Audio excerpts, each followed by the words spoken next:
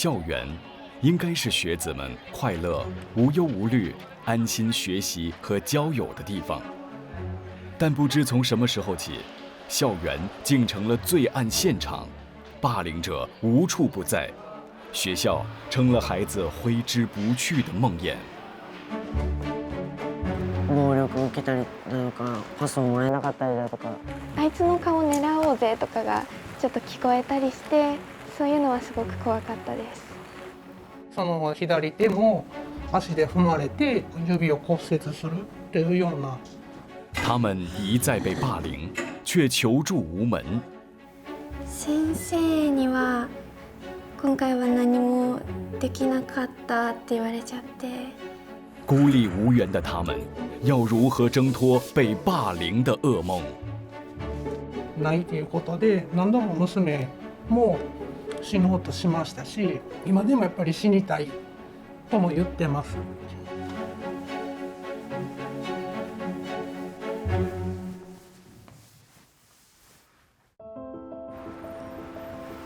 日本属于高自杀率国家之一，2020年就有超过2万人自杀。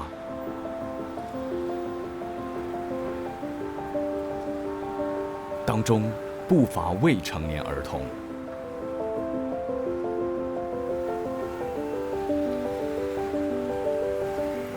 有些孩童选择自我了断，是因为不堪被霸凌。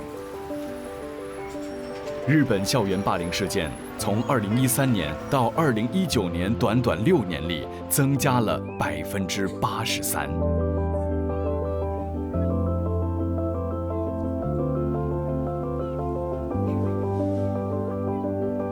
日本负责掌管教育相关事务的文部科学省，在2019年进行的一项调查发现，从小学到高中，发生最多霸凌事件的，竟然是在小学里。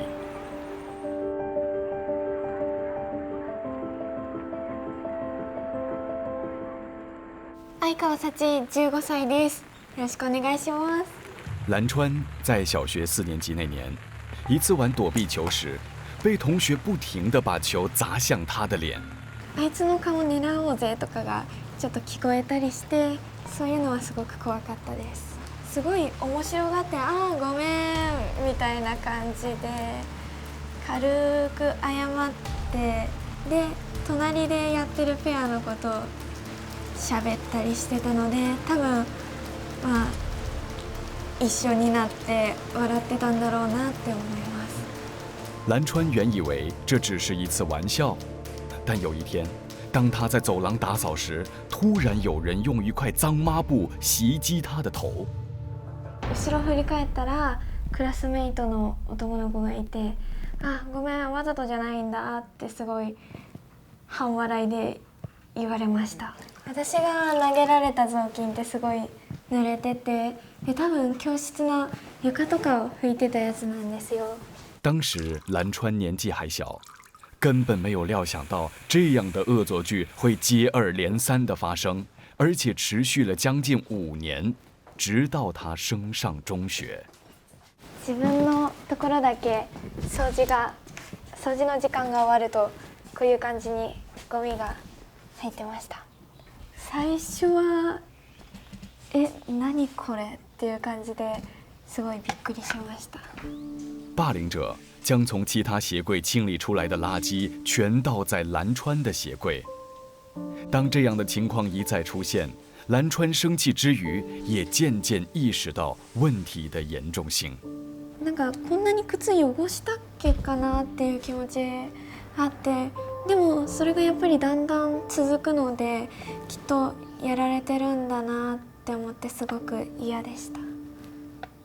兰川试着寻找触发这一连串事故的导火线。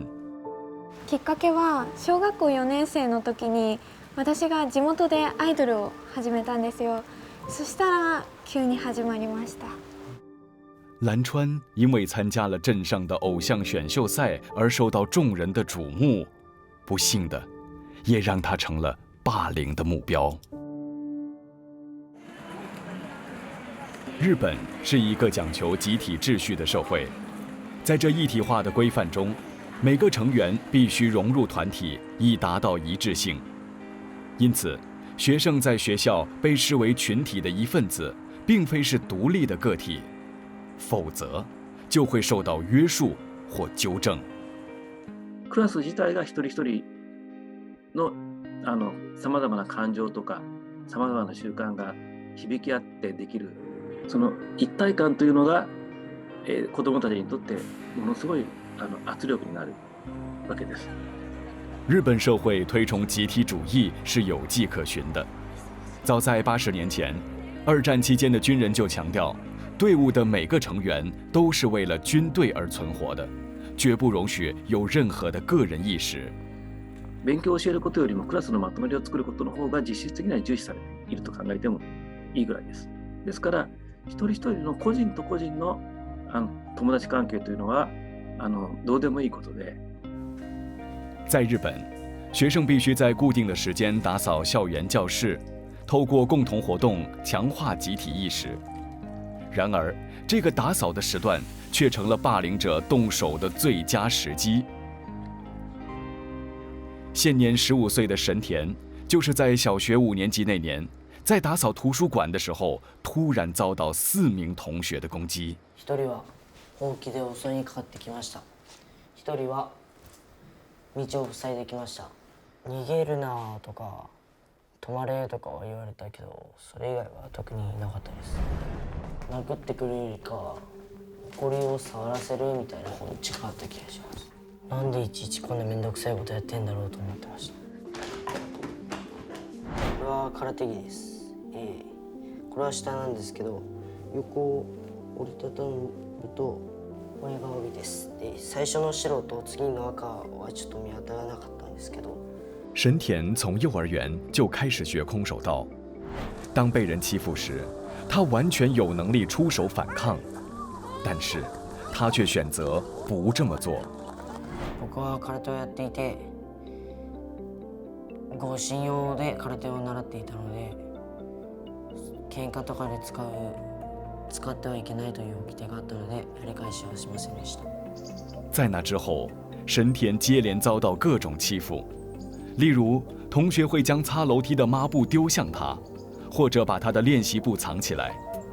忍无可忍之下，神田便向班主任投诉，但是却不被受理。話聞いてくれるのが、小学校の時あまり先生があまりそういういい人じゃなかったので、例えばなんかいじめられていても、宿題出せてないからそんなこと言える場合じゃないじゃんみたいなことを言われたりして、はあみたいな感じ。変だなと思いました。学校对学生而言，理应是个安全的场所。可是学生被霸凌了，却得不到老师的保护。受害者心里的失落感，蓝川最为了解，因为他的班主任在处理他被霸凌的事件时简单粗暴，结果帮不了他，反而害了他。先生がそのいじめをやってた子に直接こうシャチさんが言ってたよっていうのを言ったみたいで、それでやっぱあいつチクったなみたいなことになってしまって、でそこから悪口とかがちょっと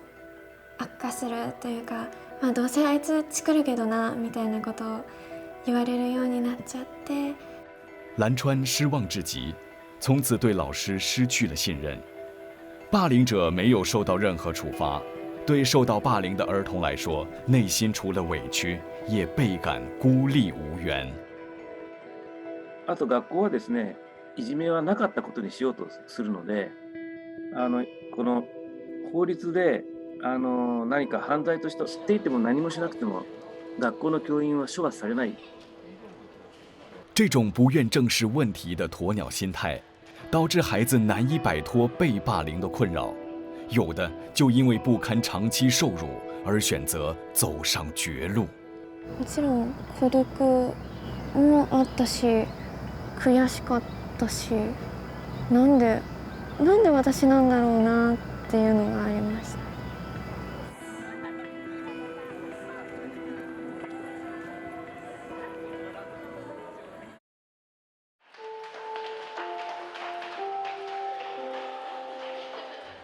根据日本文部科学省，霸凌的定义是，在一定的人际关系里，学生遭受他人心理或者物理性的影响，包含网络暴力，使得该学生承受心理或生理上的痛苦。至于霸凌的形式，除了肢体上的冲突，也包括了言语暴力。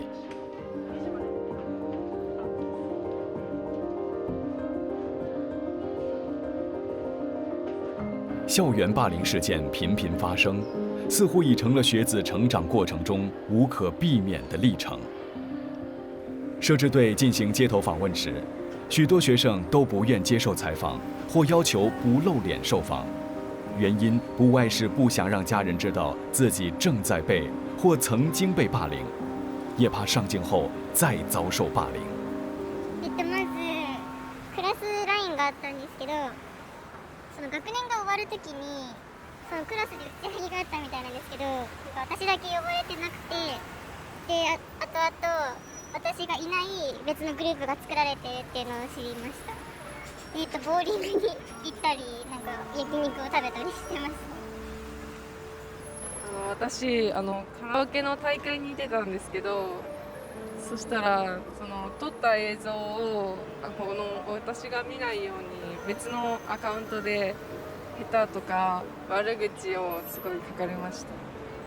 同学之间的冷漠无视、无理对待，或许看似无伤大雅，却是酝酿成校园霸凌的可怕元素。但最让孩子们难以接受的是，老师们处理霸凌事件的态度。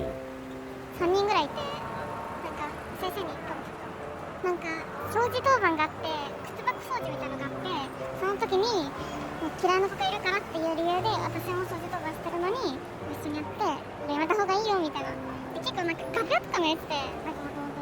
なんか先生に怒られた後なのにそういうことをこうずっと続けるみたいな。結構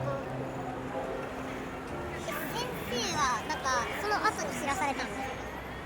その人をなんか何回も生徒指導を受けてもなんかそう聞かないというか、なんかその先生もなんかあんまり問題視をしないというか、なんかいつものことみたいな。無視だったりとか、なんか話さないとか、睨まれたりとか、学校行きたくなかったりあります。ご両親は知ってた？いや、知らないの。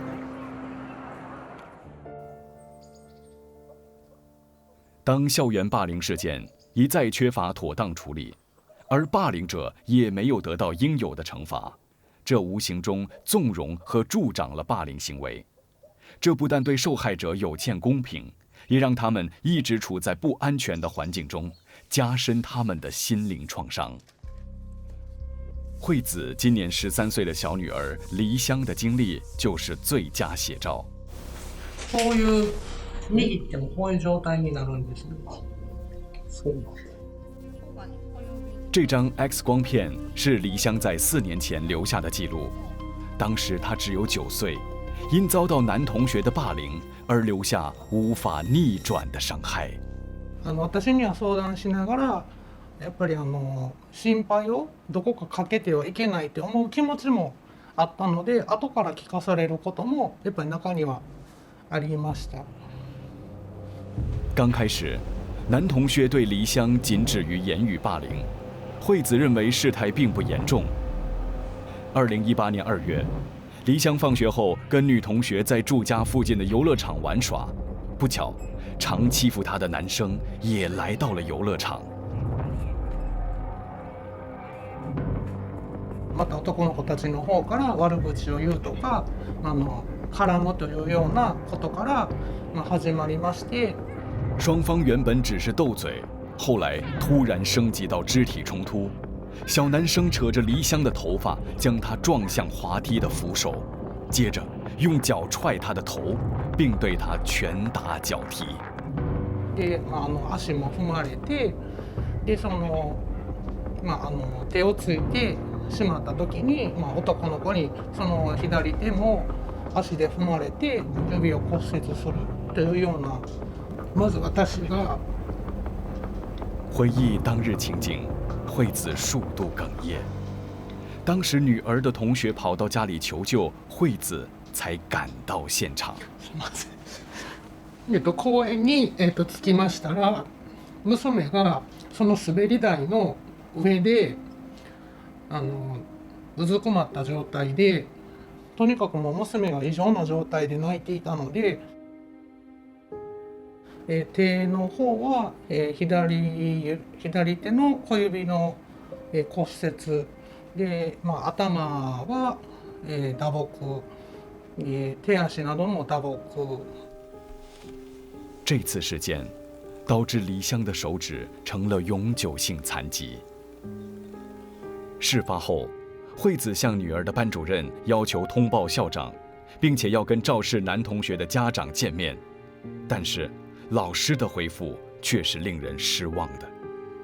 学校外で起きたことだから、学校はそれはできないんですって。事实上，早在2006年，日本文部科学省已表示，构成霸凌事件的地点不仅仅局限在校园内。然而，即便是在校园内发生，被霸凌的儿童始终得独自承受一切。篮球曾经为神田的童年带来许多欢乐的时光，但是就在他小学5年级加入篮球校队时，情况开始出现了变化。最初僕が入ってきた時に、なんか思ったよりその中では上手だったらしく。由于神田的球技出众，因此受到教练的青睐，但也让他成了队友们眼中的竞争对手。当中有一人特别针对神田。暴力を受けたりだとか、パスをもらえなかったりだとか、普通に練習をさせてもらえなくなったりしたことがありました。当时还因为传说霸凌者心仪的女生对神田有好感，霸凌者才会处处刁难神田，这导致神田一度恐惧上学。だいぶ遅め、4時間目の給食前ぐらいに行ってたことがあったんですけど、そのうちに家にいてもつまんないってなってきちゃって。热爱运动的神田特别喜欢上体育课，跟同学一起玩耍的时光。なんか学校に行ったら体育もできるし、仲いい子とも話せるし、その時好きな子もいたんで、やっぱり行きたいなってなって。神田的心念一转，给自己找到上学的动力。也幸好当时他的空手道教练从旁给予他很大的精神鼓励。めっちゃ心強かったです。特になんかもうそうやって先生が話聞いてくれないんだったら、もう私が乗り込みに行くから、支部長がいなければ今僕は多分ここにいるかもわかんないので、とても助かりました。但是惠子的女儿梨香就没有这么幸运。由于梨香的学校否认她在游乐场被殴打的事件，因此校方不追究霸凌者的行为，变相地包庇了肇事的男同学，导致他变本加厉，经常公然羞辱梨香，更肆无忌惮地动手打他。だからだと思うんですけれども、その男の子がたまたま校内で会った時に娘に対して中指を立てるっていうような、挑発行為というようなことをしまして。然而，就算在学校里遭到男同学霸凌，当梨香向老师投诉，也从不被受理。聞き流しときとか、許したってとか、無視したらいいやんっていうようなことで、きちんと対応をしてくれなくなりまして、聞き流されるようなことがありました。渐渐的，老师也对梨香变得冷淡，对于她的问题置之不理。梨香的个性因此变得阴晴不定。明るくひょうきんな部分もある女の子だったんですけども、いじめにあってからは帰ってきて、私ってそんなに不細工かなとか、そういうことを思い詰めたように言い始めて、だいたい様子がちょっとおかしいなっていうのは始まりました。梨香每一晚都做噩梦，梦到遭受霸凌的情景，那可怕的经历始终挥之不去。他被心理医生诊断出患有创伤后遗症。惠子不忍看女儿一直承受痛苦，决定向当地的教育委员会提出申诉。教育委员会主要负责管理和执行该区有关教育相关的行政事务，处理校园霸凌事件也是任务之一。周りにいた子や、加害をした子のみに話を聞いてまとめ上げた。因为惠子的申诉，校方临时组成了一个霸凌调查委员会，整理出一份跟事实不符的报告书。这草率的态度逼得惠子决定到警局立案。2013年6月，日本制定《防止校园霸凌对策推进法》，表明会对校园霸凌给予严厉的处分。该法条要求学校必须确认霸凌事实，对受欺负的儿童提供援助，对霸凌者进行惩戒。可是法令似乎形同虚设，日本校园的霸凌事件一直居高不下。相変わらずいじめの加害者の方が居座っていて、いじめ被害者の方がいなくなるというようなのが日本の普通の姿になっているので、結構こうだったらいいよねということが書いてあっても、それは実際には全然守られない。惠子报案的过程并不愉快，警方的态度极不友善，小女儿梨香还被迫重述事发经过，这对她俨然是2度伤害。やっぱり怖さにも怯えてしまって涙目になりましたし、娘も言ってましたし、でその後、分かったことなんですけれども、被害届は受理もされておらず。按照警方的解释，梨香在事发过程中也曾动手反击，属于肇事者之一。警方将整起事件诠释为孩子之间的打闹。本当にどうにも何もならなくて、その中でもうなんていうのか、娘を救いたい中で、そのことはもう本当に声を大にして私たちは間違っているんじゃないかということで。到警局报案失败，犹如最后一根稻草，重重地将梨香给压垮。自分は生きている意味がない、そういう中で、でも加害者の子たちは学校にも行ってるし、普通にも生活もしてるし、友達とも遊んだりもしてます。ないということで、何度も娘も死のうとしましたし、今でもやっぱり死にたいとも言ってます。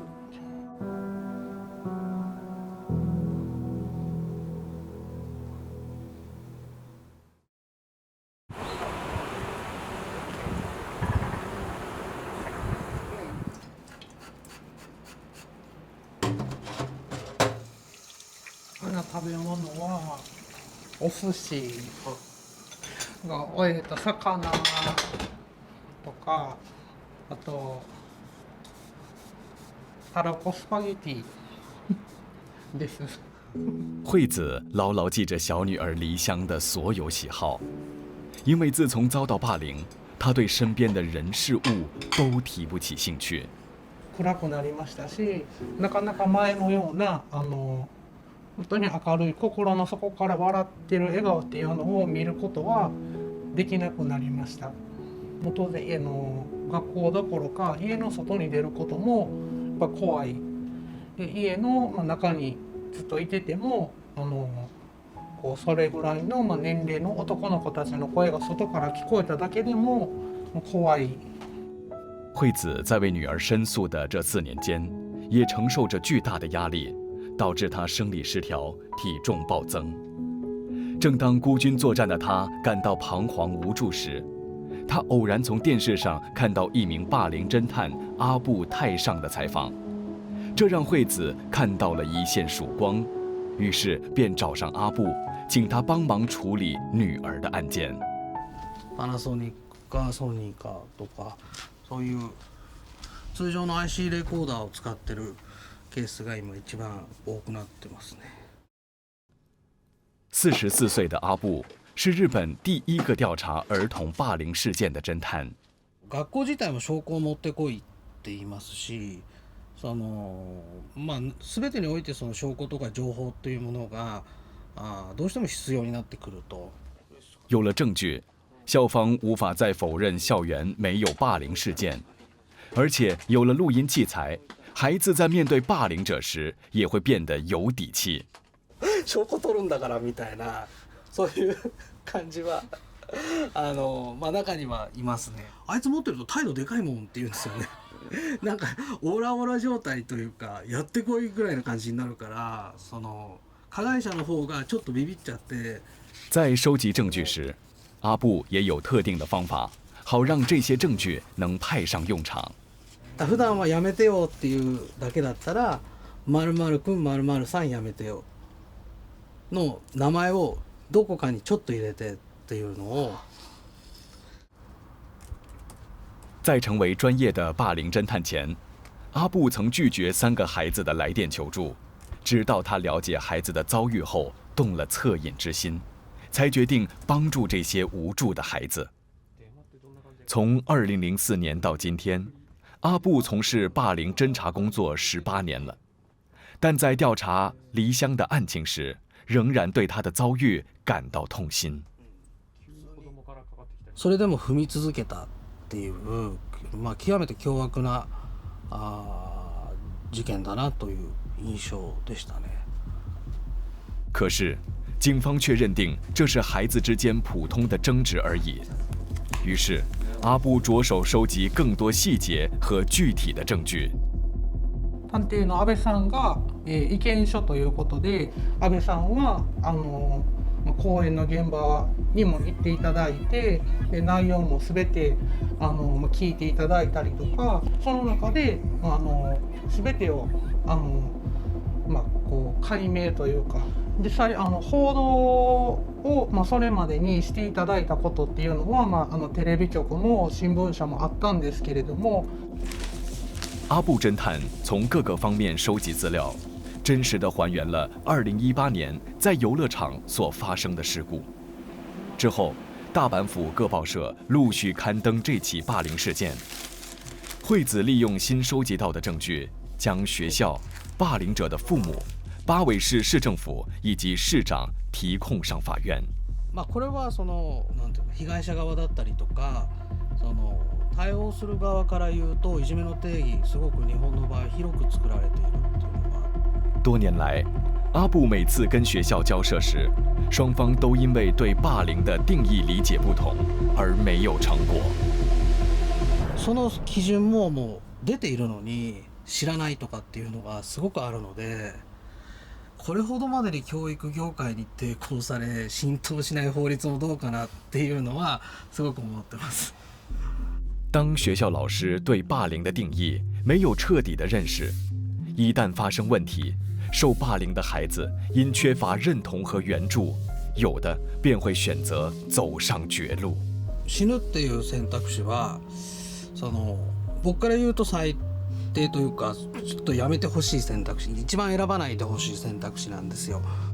阿布侦探认为，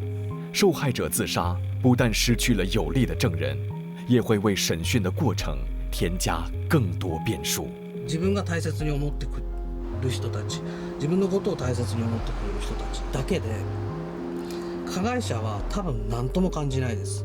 2014年的一项统计，日本10到19岁儿童死亡的主要原因是自杀。当时由北海道大学进行的这项研究发现，课业压力和校园霸凌是导致未成年孩童自杀的2大原因。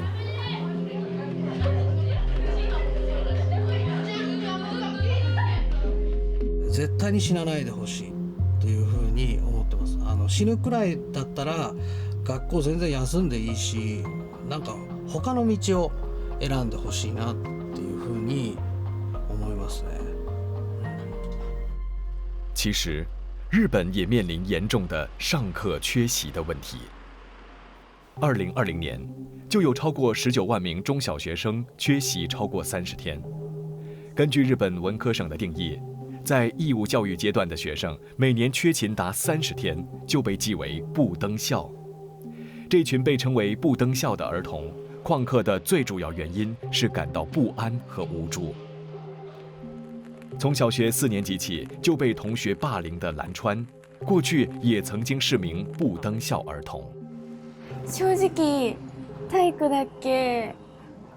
仮病を使って保健室にいようかなって思ったりはしたんですけど、私が保健室に行ってた目的は学校のクラスメイトに会わなくても学校に行けて。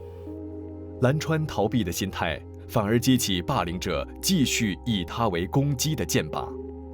有一次，同学们还故意将加了料的水倒在他的桌上。そしたら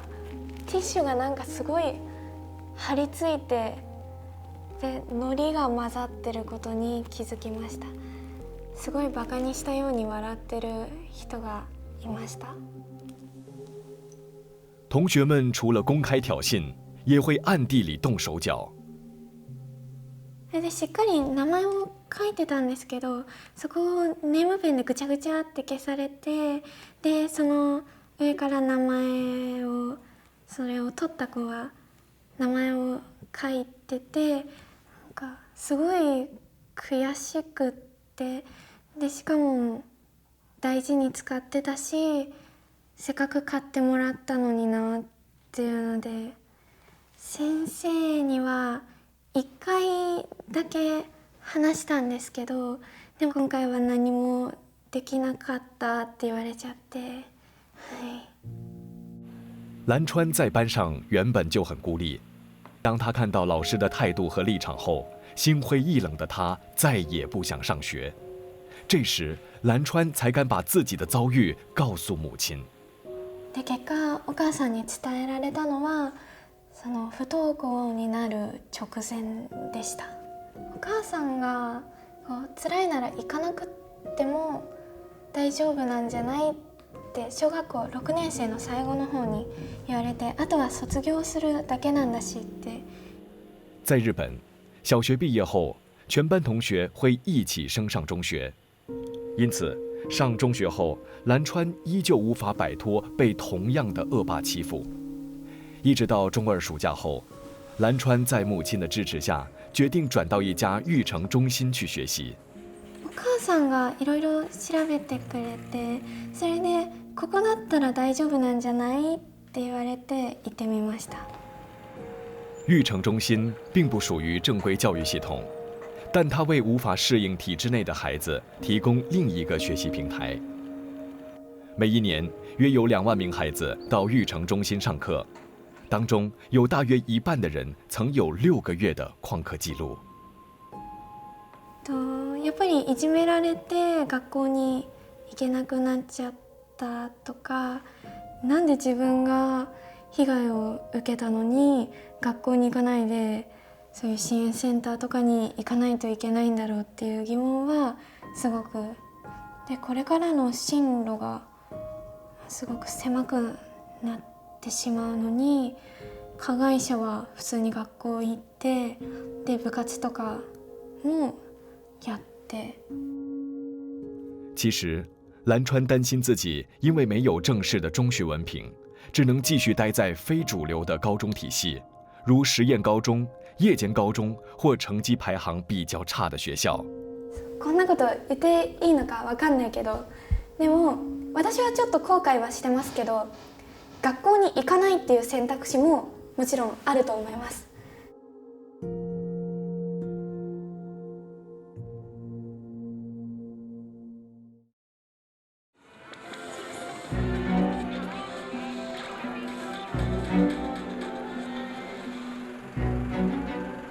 2021年，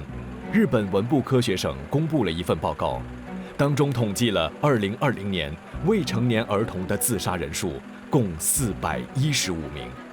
这比起2019年多出了98人，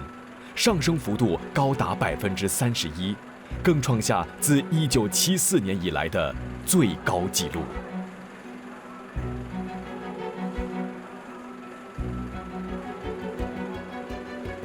虽然调查显示，因为霸凌而决定自杀的仅占2.7%，但是超过一半的自杀原因至今不明。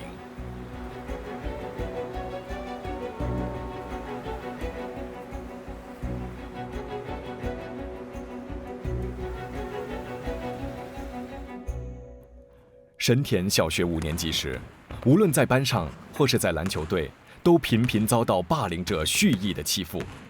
最严重的一次是霸凌者故意踩伤神田的脚踝，就此断送了神田的篮球梦。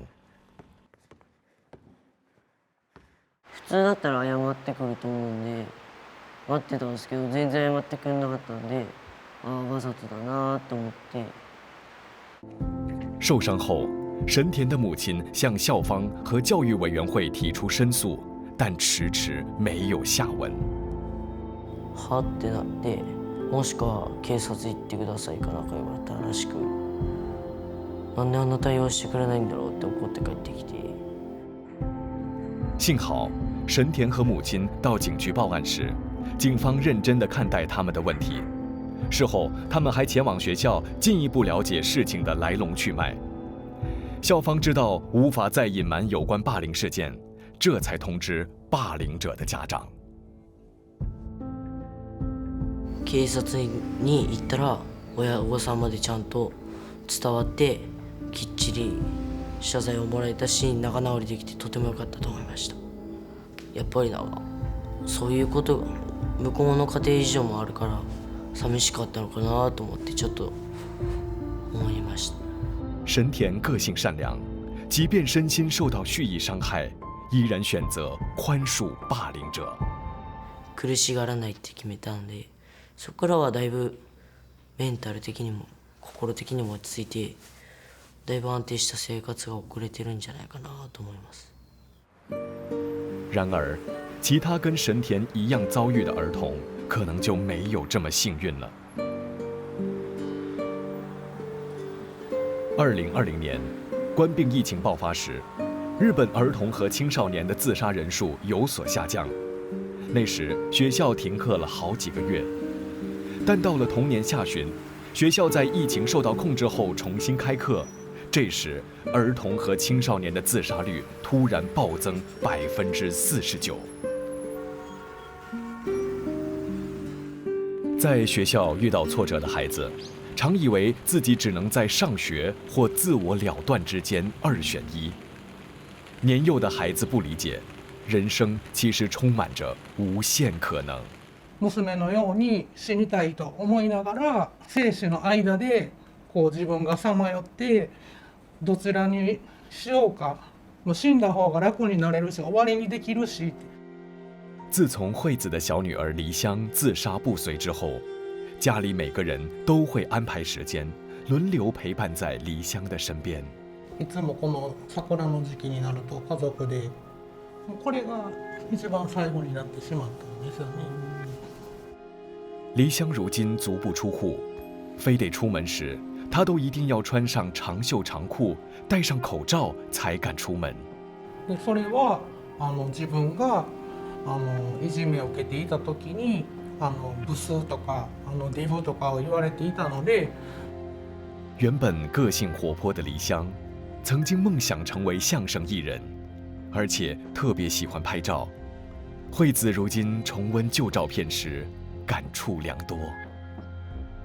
立ってもうどうしようもないような怒りの感情が湧いてくることもある中で、自分一人で抱えきれないような。直到最近，惠子在社交媒体上开设了一个新账号，以分享霸凌受害者的相关资讯。没想到，她从拥有相同经历的家长们那里得到很多鼓舞，给了她继续为女儿抗争到底的勇气和动力。本当に気が楽になるというか、他にも同じことで悩み、それでも戦って生きてる方がいるんだっていうことを、いじめっていう言葉を聞くと小さいことだと思われる方がまだまだ多くいらっしゃるかと思うんですけれども、いじめは犯罪であって、人の命や人生を奪ってしまうことがある重大なぱり犯罪だと私は思っています。去年，黎香的案件成功入禀法庭，这个转机促使黎香将压抑多时的情绪写成一封信，上交给调查委员会。いじめてきた男の子たちの味方ばかりするから、私は大人を信じられなくなりました。でも再調査委員会の人たちに何が本当で正しいのか。防止校园霸凌对策推进法清楚说明，任何因霸凌引起的伤亡都属于违法行为，但是民众始终忽略了校园霸凌的严重性。阿布侦探曾经在搜集资料时看过一本记事本，里头详细记录了将同学杀死的步骤和方法。やっぱりそういったものって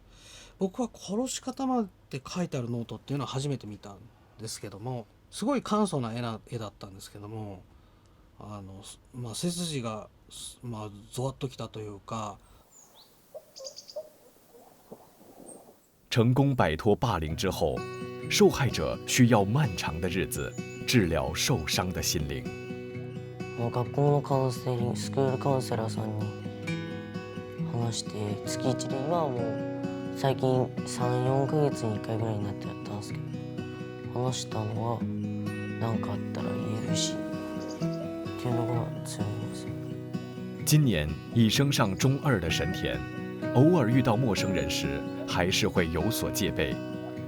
但就在他身处低潮期时，却意外地找到人生的新方向。その時に学芸会でライオンキングをやって、それで主役をやった時にとても楽しくて、今のところはやっぱり役者さんになれることが一番目指してますね。空手やっていたのでアクションとかできたらいいなとも思いますし。跟神田一样，虽然学习之路布满荆棘，但蓝川从不曾放弃自己的梦想。如今已成了一名签约演员。私の将来の夢はやっぱアイドルとして活動したり、女優として活動したり、人と会話ができたりで、楽しかったよって言ってもらえたり、人を笑顔にできたり，そういうのがすごい嬉しくって。能够散播欢乐给别人，这对经历过一连串霸凌的蓝川来说非常难得。他努力不懈地排练，以求舞台上完美的演出，也是在向霸凌者表达不服输的骨气。なので今は別に、邪魔されたっていうよりも、また誰かのためになれるかもしれないから、むしろいいように考えていきたいなって思ってます。いつか自分と同じ経験をしてる人をこう救いたいっていうか、そういうのが夢です。或许这不服输的态度，就是让受害者走出阴影，活出精彩人生的最佳良方。外にも出ていて、普通に、年齢層に楽しいこともできるようになって、友達とも笑ってお話ができていて、人生が送れるような、これから先大人にはなってほしいっていうふうに願ってます。